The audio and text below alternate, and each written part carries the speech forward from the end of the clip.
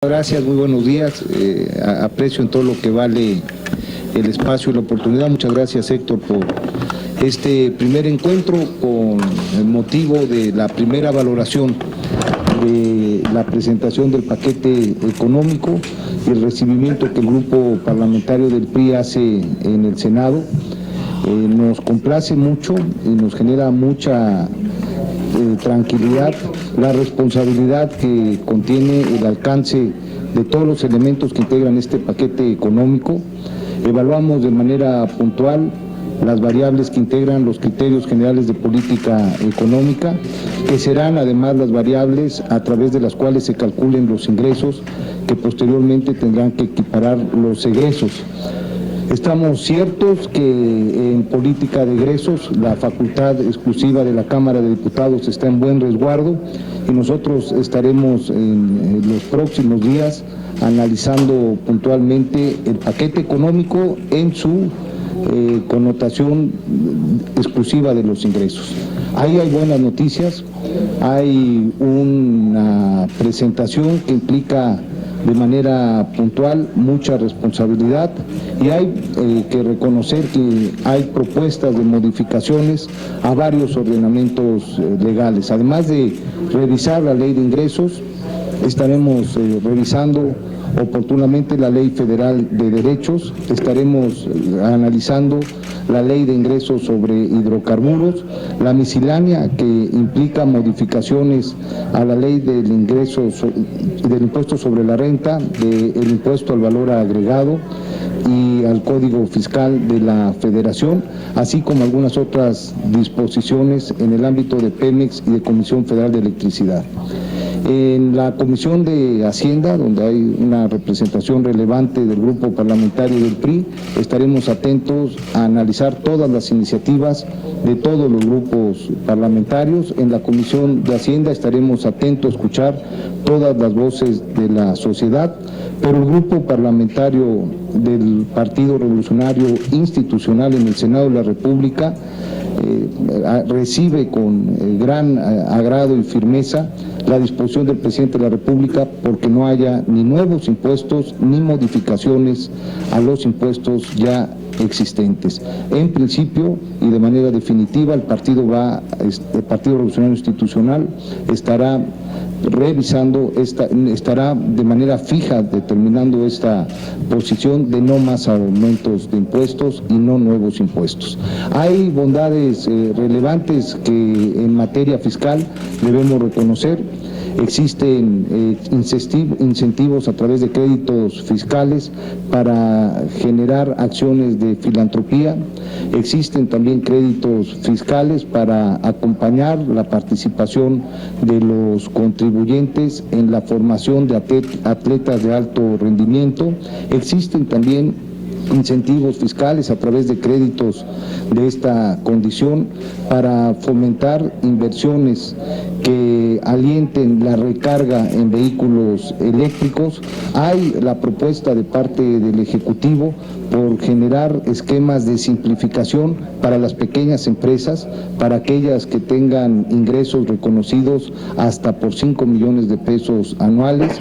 Hay también incentivos fiscales para generar el ahorro interno a través de generar deducibilidad en los fondos de ahorro para el retiro, y también hay créditos fiscales considerados para acompañar inversión y acciones que promueven el desarrollo tecnológico.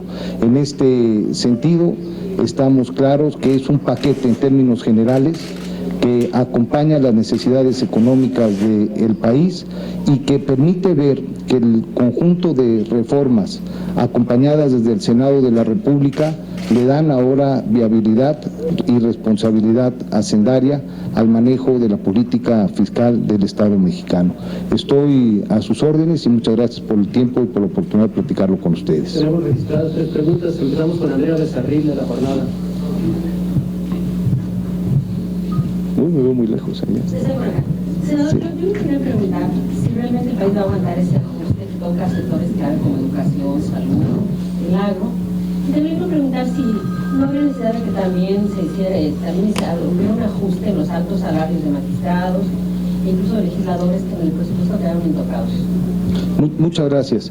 Sí hay que reconocer que el ajuste de manera significada se nota en el gasto programable del presupuesto de egresos de la Federación, y el gasto programable del presupuesto de egresos de la Federación tiene que ver específicamente con la Administración Pública Federal. Sí hay que reconocer que el sacrificio en términos de ahorro en gasto está principalmente en el ejercicio administrativo de estas instancias y en sus programas, pero sí tiene como ancla, y esto hay que recalcarlo, que se orienta principalmente en una fuerte disminución del rubro de servicios personales y de gastos de operación de la alta burocracia de los servidores públicos vinculados a la Administración Pública Federal en condiciones de medio salario hacia arriba, de los de alto cargo. Ahora, en términos de lo que implica el gasto no programable, en donde están los órganos autónomos y los demás poderes, pues evidentemente estaremos participando para que exista en el mismo sentido corresponsabilidad y haya este criterio de austeridad. ¿Usted está dispuesto a que los legisladores disminuyan su salario con una muestra de austeridad y austeridad? Yo estaría en la disposición de que el sacrificio de cara a este gasto fuese de manera similar en todos los órdenes de gobierno, incluyendo a los otros poderes. Es un tema que tendrán que resolver los señores diputados, que son quienes de manera exclusiva tienen la facultad para decidir sobre el presupuesto de egresos. Somos respetuosos de estas facultades, pero evidentemente como parte de este poder existe esta posición. Jessica Murillo, de Televisión por Cable. Buenas tardes. Preguntarle primero sobre la salida de Luis Videgaray, cuál es su opinión sobre su desempeño. Y también ayer, durante esta propuesta, el secretario decía que propone la liberación, adelantar la liberación de los precios de la gasolina. Saber si esto significaría un aumento gradual, o sea, de una banda de más allá del 3% hacia arriba o hacia abajo, o qué significaría. Le contesto en orden inverso la segunda pregunta primero. Este paquete económico adelanta la liberalización de los precios de gasolina, que en el marco de la reforma energética estaban previstos para el primer minuto del año 2018.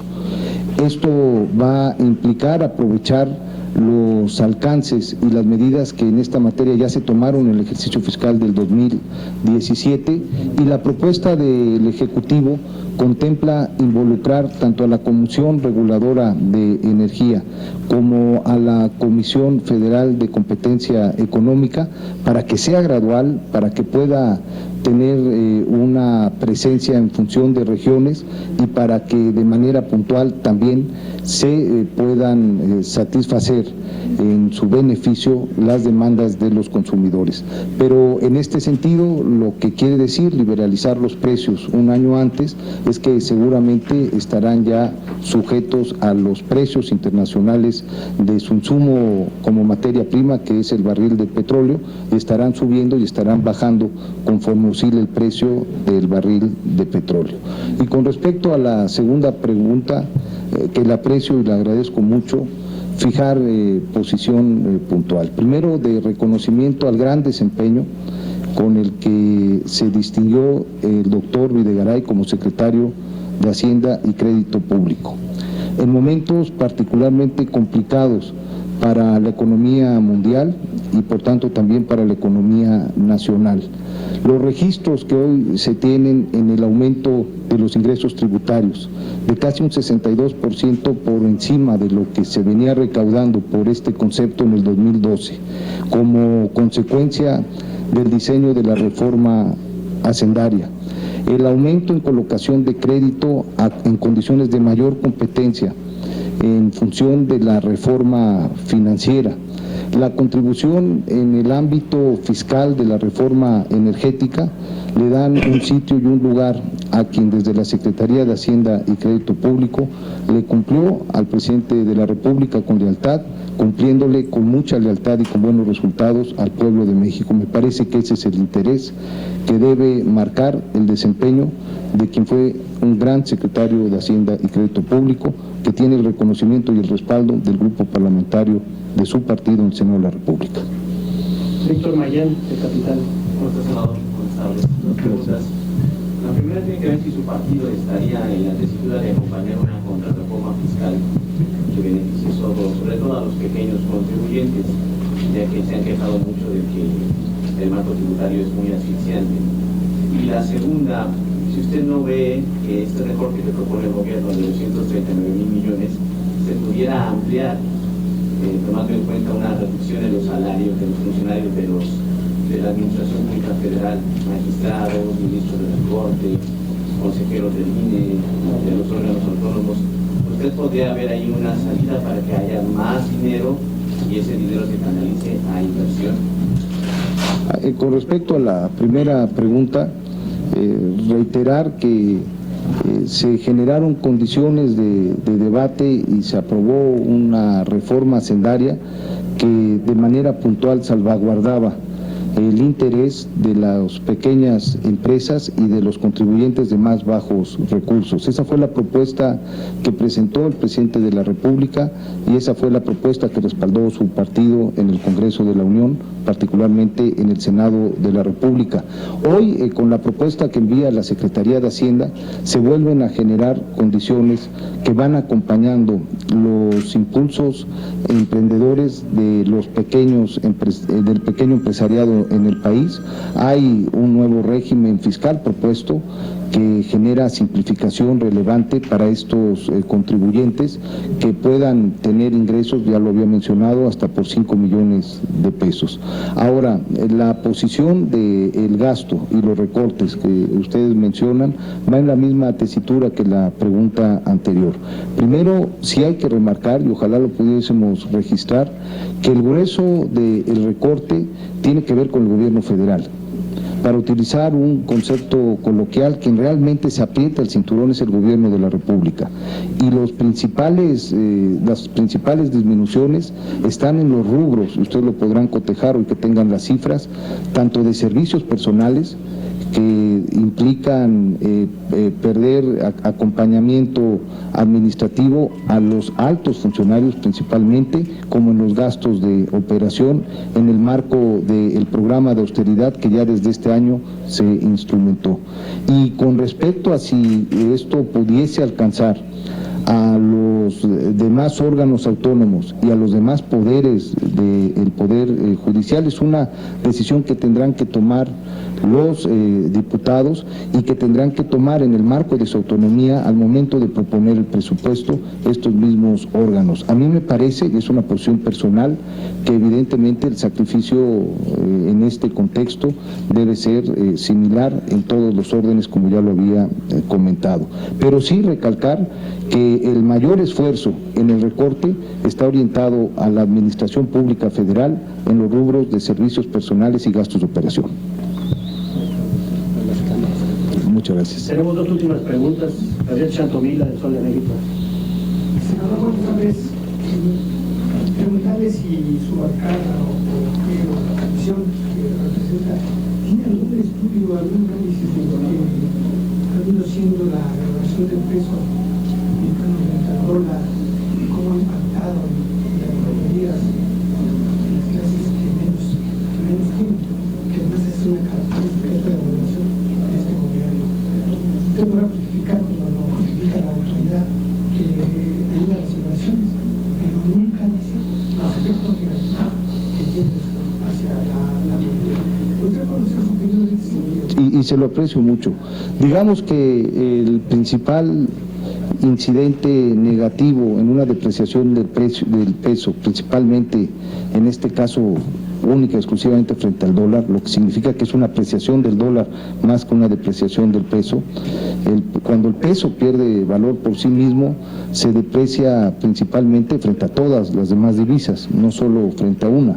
Cuando una sola moneda es la que gana terreno frente al resto de las divisas, pues lo que significa es que esa moneda es la que se aprecia. Y su principal incidencia negativa tiene que ver, entre otros rubros, en la inflación, en las presiones inflacionarias que puedan generar, tanto en los insumos que en el proceso industrial se tienen que importar, que tienen que ser más caros y se trasladan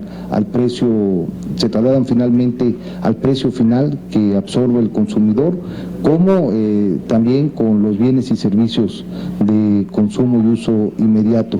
En este sentido, hay que reconocer que no obstante la depreciación del precio en un porcentaje relevante, en un porcentaje importante, los índices inflacionarios en el país no han superado los proyectados y los pronosticados en prácticamente estos 2 últimos años, que es del 3%. Entonces, en este sentido, el principal mal que puede generar la devaluación del peso no se evidencia ni en el índice de precios al consumidor, ni tampoco en el índice de precios industriales. Y el otro comentario tiene que ver también que no obstante la devaluación del peso, que es evidente, el principal resorte de la economía es el de generar condiciones favorables para el mercado interno, es el consumo, la principal variable del Producto Interno Bruto que está explicando el crecimiento de toda la ecuación. Ustedes recordarán que por mucho tiempo la economía del país estaba orientada al sector exportador. Cuando hay una devaluación del dólar, principalmente se hacen más baratos los productos que nosotros exportamos, lo que tendría que significar que nuestras exportaciones aumentaran y entraran divisas por ese concepto. Hoy lo que estamos viendo es que no obstante que nuestra gama de productos que exportamos es más barata por la devaluación del precio, no hay compradores en el mercado internacional. Esto significa que el problema de desaceleración en un caso y de recesión en otros en el mercado internacional es real. No obstante que están más baratos nuestros bienes de exportación, no nos lo compran porque no hay dinero y porque están pasándola mal. Y lo que de alguna forma representa el crecimiento de nuestra economía es el consumo. Y eso quiere decir que la gente tiene en la bolsa dinero para gastar. Y la gente tiene dinero para gastar poco y al margen, entre otras cosas, por los beneficios y las bondades que ya las reformas están dejando en el día a día de la sociedad. No se ven, falta mucho, nadie está satisfecho, pero evidentemente me parece que hay cifras sólidas que están dando razón en la buena conducción económica que ha tenido este país en los últimos años, y que sean estas reflexiones también para reconocer el funcionamiento y la responsabilidad con la que se hizo presente el doctor Videgaray en ese encargo. La última pregunta es Mayolo López de Reforma. Gracias, senador. Nos señala usted de los servicios personales y de gasto de operación, pero lo que se ha cuestionado es que no hay reducción en los salarios de la burocracia de los altos funcionarios, que evidentemente son muy altos. ¿No hubiera sido conveniente que este presupuesto observara una disminución salarial? Es muy buena la pregunta y la reflexión. Bueno, en primer lugar, porque en este sentido las disminuciones por ramos que vemos hoy, principalmente reflejadas en todos los medios, un porcentaje relevante lo que impacta son a esos servicios personales y ese gasto de operación, aunque también impactan en algún porcentaje menor sus alcances de inversión y algunos programas, pero el grueso de la disminución tiene que ver con los servicios personales y con los gastos de operación. Y en este sentido, lo que seguramente tendrá que valorar la Cámara de Diputados, y desde aquí volvemos a reconocer la gran responsabilidad que tiene, es hasta dónde se puede castigar o lastimar a los funcionarios públicos de mediano nivel o de bajo nivel o de alto nivel. Yo insisto que la posición personal, y yo creo que esta se extiende y se comparte debate entre los senadores del grupo parlamentario del PRI, es que si estamos en momentos de austeridad y hay un recorte y el sacrificio viene en este sentido muy claro en estos rubros, lo más que se pueda hacer en otros órdenes y en las condiciones que pudiesen significar un privilegio salarial, habría que revisarlas. ¿Pediría el PRI concretamente que los diputados revisaran este punto? En lo personal me parece que es un punto a revisar. Lo que yo no podría hacer aquí es decirle a los señores diputados qué deben de revisar y qué no deben de revisar. Es una responsabilidad que tienen ellos. Somos respetuosos de esta división de facultades muy claramente definidas en la Constitución y estamos seguros que harán un buen trabajo los señores diputados. Muchas gracias. Gracias, amigos.